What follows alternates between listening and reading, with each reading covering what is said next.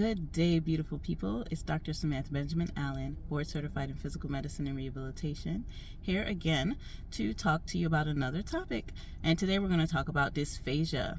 Dysphagia simply is difficulty swallowing. Causes of dysphagia can include anything that affects the muscles and nerves that are responsible for helping us swallow. This could be a stroke or radiation therapy after cancer diagnosis. Other causes that can contribute to difficulty swallowing are acid reflux or a tumor or something obstructing the esophagus and preventing the swallowing process from occurring. Now, in stroke patients, about 70% of patients who have a brainstem stroke will experience dysphagia because the nerves that are responsible for helping us swallow emanate from the brainstem. So that is a common symptom in people who have strokes affecting the brainstem.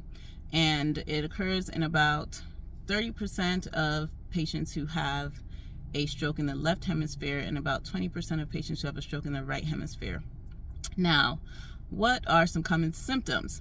Common symptoms of dysphagia are coughing with eating, gagging, drooling, also kind of a wet vocal quality with eating, or a hoarseness and a change in the voice that signals that food isn't going down the right way. And aspiration is also something that patients with dysphagia are at risk of. And aspiration means that food or liquid is passing the vocal cords and entering the trachea, which leads to the lungs. And sometimes aspiration is silent, so people won't always cough and you won't know that they're aspirating, and this can lead to pneumonia. So dysphagia is something we like to identify early when a patient comes in, especially if they've had a stroke, which is why it's very important in the hospital setting that if anyone has had a stroke, that you do a bedside swallow evaluation before presenting them with any food because of this risk. And dysphagia is best treated under the supervision and direction of a physician and a speech therapist. A speech therapist would do a swallow study throughout their recovery and see how they're progressing and advance their diet.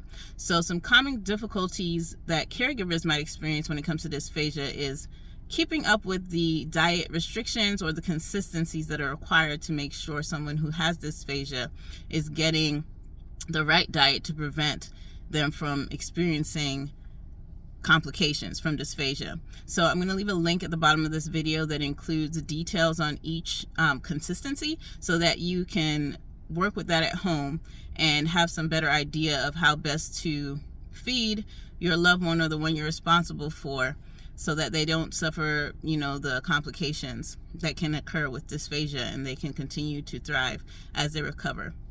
Also, why it's important to have a physician supervising the recovery process is because of the risk of malnutrition and dehydration, which is very high with dysphagia. That's why people with dysphagia often will experience weight loss because they're not able to get the adequate nutrition based on the diet that they might be on. So sometimes a physician will have to intervene and provide some supplement to help them get their adequate caloric intake and nutrition needs, and a dietitian as well.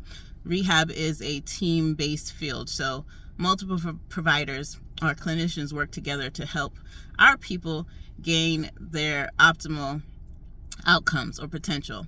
Now, I want to invite you, if you're a caregiver of someone suffering with dysphagia and might need some help or things aren't really going too well at home, I invite you to book an appointment at Freedom Wellness Physiatry, where you'll work directly with a physician who will help you achieve improved independence, quality of life, mobility, and function, and start your journey toward living better and living a life of wellness and purpose that you truly desire to live. Book the appointment at freedomwellnessphysiatry.com. Physiatry is spelled P-H-Y-S-I-A-T-R-Y. Or you can call 240-339-5377. And I look forward to seeing you. Have a great day. See you next time.